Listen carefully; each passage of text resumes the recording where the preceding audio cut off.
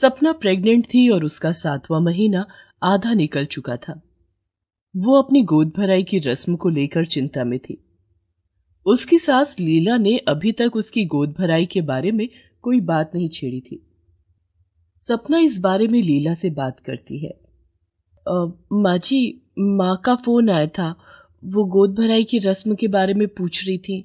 वो 7वां महीना। मुझे सब पता है, 7वां महीना चल रहा है, पर मैं ये गोद भराई की रस्में करके फालतू खर्चे नहीं कर सकती। तेरी माँ ने अब तो फोन कर दिया कि गोद भराई की रस्म करनी है। बड़ी चालाक है वैसे तेरी माँ। उसे पता है अब खर्चा हमारा होना है, तो किस बात की चिंता। और यही विवेक का जन्मदिन था तो ऑनलाइन केक और सस्ती सी घड़ी भेज दी। पिछली दिवाली पर बेकार सी मिठाई और सस्ते से बिस्कुट दे दिए। अब गोद भराई के लिए बार बार तुझे फोन कर रही है।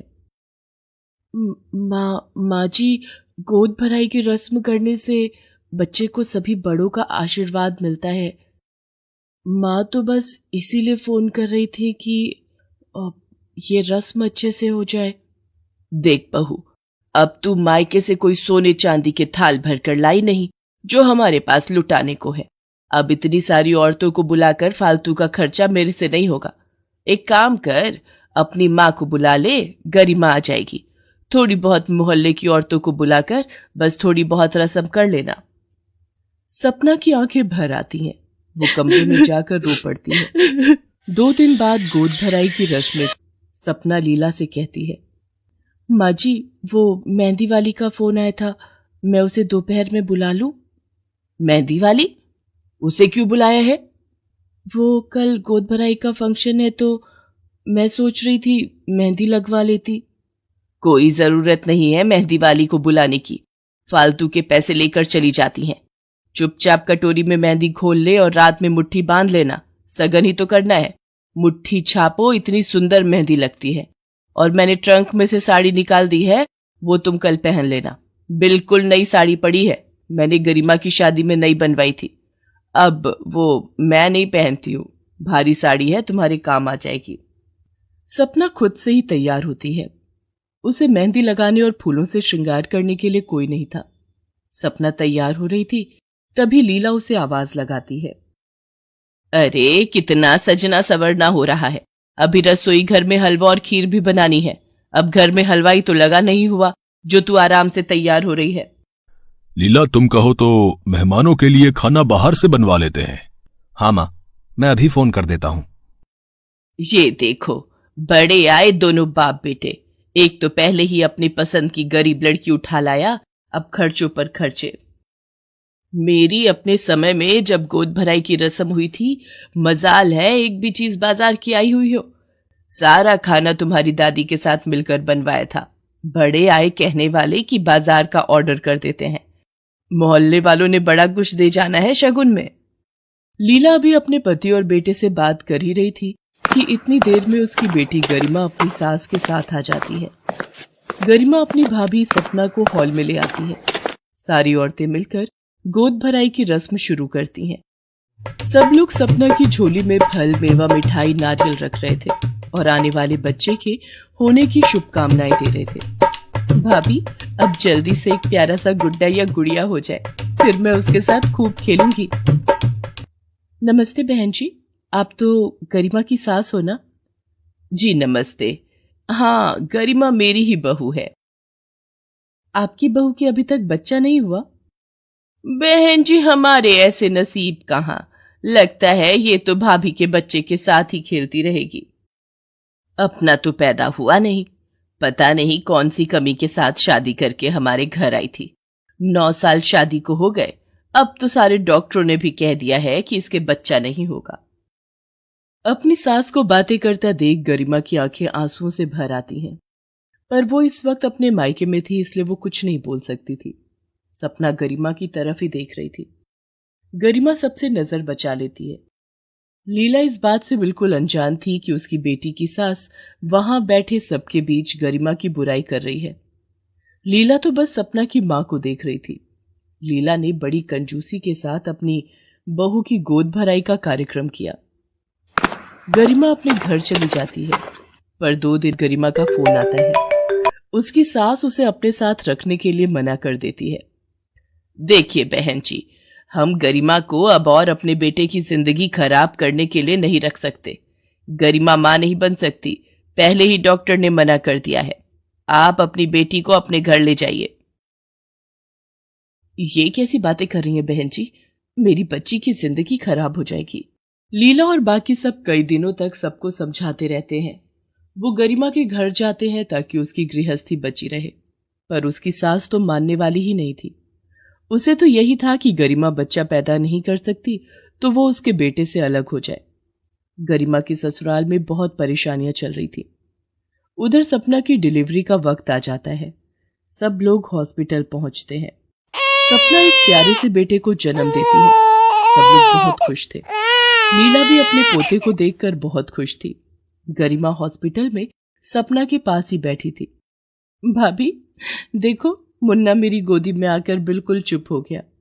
वो इसलिए क्योंकि माँ की गोद में आकर तो हर बच्चा चुप हो जाता है। मैं कुछ समझी नहीं भाभी। दीदी मैं सही कह रही हूँ। आज से मुन्ना आपकी जिम्मेदारी है। मैं मुन्ना को आपको गोद में देती हूँ। भाभी आप मुझे अपना बच्चा दे रहे हो? अपने कलेजा का टुकड़ा आप मुझे दे रही हो? मुझे सचमुच यकीन नहीं हो रहा। आप नहीं जानती भाभी, आपने मेरे जीवन को खुशियों से भर दिया है। गरिमा सपना के गले लग जाती है। गरिमा का घर टूटने से बच जाता है। सपना भले ही एक गरीब घर की लड़की थी, पर उसका दिल हीरे की तरह कीमती था। मुझे माफ कर दो सपना बहू, मैंने तुम्हें हमेशा गलत समझा, तुम्हारा अपमान किया। सपना अपनी सास के गले लग जाती है। गरिमा की सास बहुत खुश थी। गरिमा बच्चे को खुशी खुशी अपने घर ले जाती है। सपना ने जो गरिमा के लिए किया वो सचमुच अनमोल था। भगवान ने सपना की गोद फिर से भरी। कुछ ही सालों में सपना के घर भी एक बेटा और एक बेटी का जन्म होता है। सपना को अपनी सास का प्यार मिल जाता है और उसका जीवन खुशियों से भर जाता है।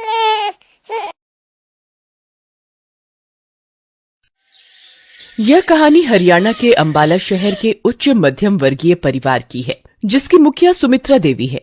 पति के गुजरने के बाद बड़े कष्ट से उसने अपने बेटे का लालन पालन कर एक काबिल इंसान बनाया। आज सुमित्रा उसी बेटे गोविंद की शादी बड़ी धूमधाम से करके एक सुंदर सुशील बहू लेकर आई। आज से इस घर की जिम्मेदारी तेरी। अब मैं आराम करूंगी, अपने पोतों को खिलाऊंगी। माँ जी, आपको घर बार की चिंता करने की कोई आवश्यकता नहीं है। मैं सब कुछ अच्छे से संभाल लूंगी। दूधो नहाओ, पूतो फलो। बहू मेरी एक बात ध्यान से सुन। देख, मुझे पोता ही देना जो हमारे कुल का दीपक बने, हमारा नाम रोशन करे और इस वंश बेल को आगे बढ़ाए। समय का पहिया घूमा। आखिर वो दिन भी आ गया जब रुक्मणी गर्भवती हुई। अरे डॉक्टर को एक बार दिखा तो आ, हमारा लल्ला ठीक ही है ना? माँ जी, लड़का हो या लड़की क्या फर्क पड़ता है? अचानक सुमित्रा के तेवर बदल गए। देख बहू, इस घर में आएगा तो केवल लल्ला। तू चल मेरे साथ, मैं आज ही इसका फैसला कर देती हूँ। तुरंत सुमित्रा रुक्मणी को अपने एक परिचित डॉक्टर के प्राइवेट नर्सिंग होम में लेकर चली गई। डॉक्टर साहब, मेरी बहू गर्भवती है, एक बार इसकी जांच तो कर लीजिए। डॉक्टर त्यागी सुमित्रा का इशारा समझ गए। जय माता दी। सुमित्रा को समझने में देर न लगी कि रुक्मणी की कोख में लड़का न होकर लड़की है। वह कुछ क्षण के लिए अपना माथा पकड़कर बैठ गई। डॉक्टर साहब, आप ही कुछ कीजिए। डॉक्टर त्यागी ने अपने पेशे का फायदा उठाते हुए कुछ ही घंटों में एक देवी के स्वरूप को नष्ट कर दिया। बेचारी रुक्मणी समझ ही नहीं पाई कि वह किस लिए आई थी और उसके साथ क्या हो गया। वह एकदम सन्न थी। मुझे लल्ला ही चाहिए, समझी तू? ठीक है माँ जी। उसी दिन से रुक्मणी की अपनी सास के प्रति श्रद्धा दिन प्रतिदिन कम होती चली गई। वक्त का पहिया एक बार फिर घूमा और ठीक 6 महीने बाद रुक्मणी फिर गर्भवती हुई। एक बार फिर मजबूरन उसे सास के कहने पर डॉक्टर त्यागी के क्लिनिक जाना पड़ा। फिर वही प्रक्रिया उसके साथ दोहराई गई। जांच के दौरान डॉक्टर त्यागी को पता चला कि रुक्मणी के गर्भ में फिर से लड़की है। बेटा, हर हर महादेव। सुमित्रा की खुशी का कोई ठिकाना नहीं रहा। डॉक्टर साहब, आपका बहुत बहुत शुक्रिया। लीजिए, मिठाई खाइए। डॉक्टर त्यागी के नर्सिंग होम से लौटने के बाद सुमित्रा ने रुक्मणी की देखभाल में कोई कमी नहीं छोड़ी। दिन बीते, महीने बीते, आखिर प्रसूति का दिन भी आ गया। फिर वही डॉक्टर त्यागी का नर्सिंग होम। रुक्मणी असहनीय प्रसव पीड़ा से गुजर रही थी, लेकिन इसके बावजूद वह प्रसन्न थी कि चलो उसकी सास की इच्छा पूरी हो रही है। तुम्हें लड़की हुई है रुक्मणी? रुक्मणी को ऐसा लगा जैसे किसी ने उसे एक अंधे कुएं में धकेल दिया हो। आपने तो कुछ और ही कहा था, फिर आपके रहते ऐसा कैसे हो गया? अगर एक झूठ बोलने से किसी की जान बच सकती है तो वह झूठ झूठ नहीं होता। काश ये झूठ मैं पहले बोल पाता। डॉक्टर साहब, इस झूठ का क्या फायदा? वो लोग इसे जीने नहीं देंगे। इसकी चिंता तुम मत करो। दुनिया में कई ऐसे माँ बाप हैं जिनके दामन को विधाता ने औलाद के सुख से वंचित रखा है। हाँ, तुम्हारी इस बच्ची को मैं पालूंगा। यह आज से ये मेरी बेटी हुई। शायद ऐसा करने से विधाता मेरे गुनाहों को माफ कर दे। आज से आप ही इस बच्ची की सब कुछ है। लेकिन मन ही मन रुक्मणी को अपनी सास से घृणा हो रही थी, जिसके कारण उसे अपनी दोनों बेटियों को खोना पड़ा। हमें खेद है कि रुक्मणी को एक मृत बच्चा पैदा हुआ है। रुक्मणी की अब सहनशीलता टूट चुकी थी। उसने अपनी सास को सबक सिखाने के लिए अपने करीबी दोस्त के साथ मिलकर एक चाल चली। एक रात ठीक 12 बजे सुमित्रा के कमरे की खिड़की से तेज हवा आने लगी। हवा के जोर से सुमित्रा की नींद टूट गई। कौन है वहाँ? कोई बोल क्यों नहीं रहा? क्या चाहिए तुम्हें? उसने अपनी आंखें मलकर खिड़की की ओर दोबारा देखा। तब तक वह आकृति गायब हो चुकी थी। उसने इस पर ज्यादा ध्यान नहीं दिया और वह आंख बंद करके दोबारा सो गई। लेकिन फिर भी उसके मन में अनजाना सा डर घर कर गया। इसलिए वह अगली सुबह पूजा करने जल्दी मंदिर गई। अरे, मेरा कमरा किसने अस्त व्यस्त किया है? और ये कहाँ से अजीब सी दुर्गंध आ रही है? इसके बाद से तो जैसे यह रोज का नियम हो गया।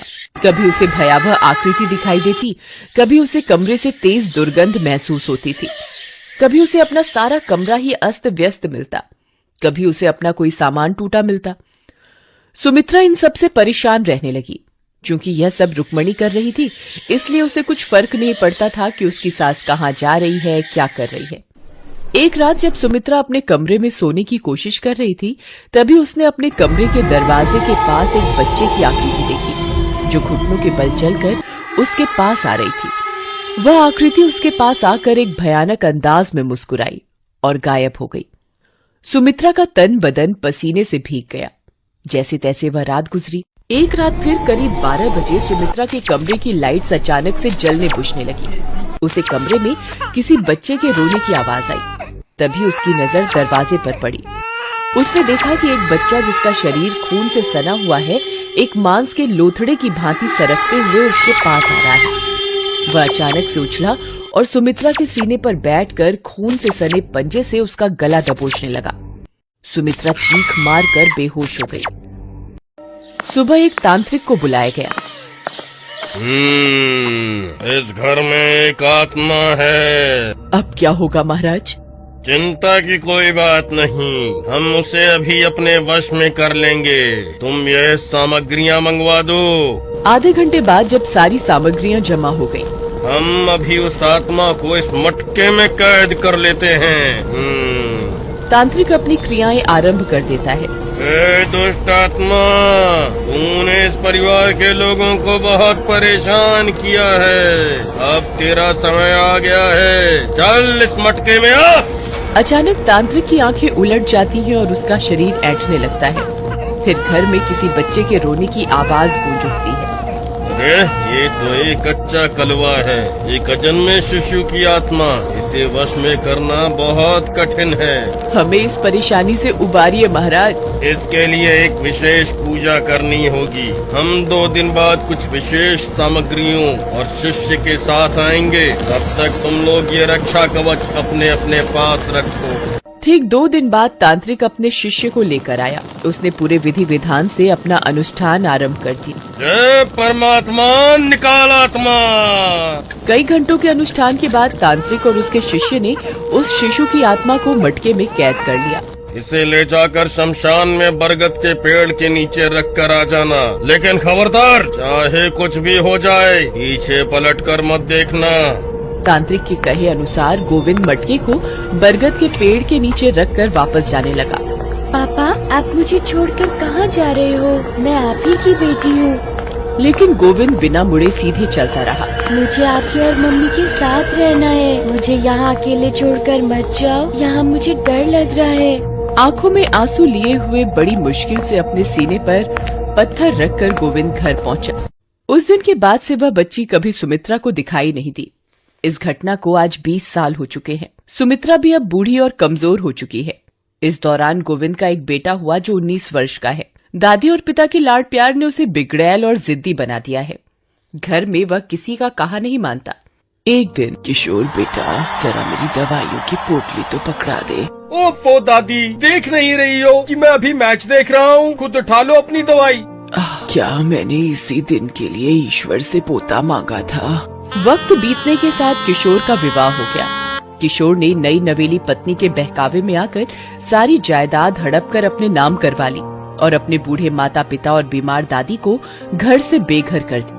बेचारी सुमित्रा को क्या पता था कि जिस पोते को वह ईश्वर से मांग रही है, वही उम्र के इस पड़ाव में उसे घर से बेघर कर देगा। भटकते भटकते उसका जर्जर शरीर जवाब दे गया। वह बेहोश होकर सड़क पर गिर गई। उसके बेटे बहू की आवाज सुनकर आनन फानन में लोगों ने गोविंद और रुक्मणी की सहायता करते हुए सुमित्रा को अस्पताल पहुँचाया। अस्पताल में उसका इलाज डॉक्टर ज्योति नाम की एक 23 वर्षीय बालिका ने किया। 3-4 दिनों में सुमित्रा पूरी तरह स्वस्थ हो गई। सुमित्रा को अस्पताल से छुट्टी मिल चुकी है। जाते समय सुमित्रा और उसके बेटे बहू की आंखें भर आई। ईश्वर तुम्हारी जैसी बेटी सबको दे, जुग जुग जियो।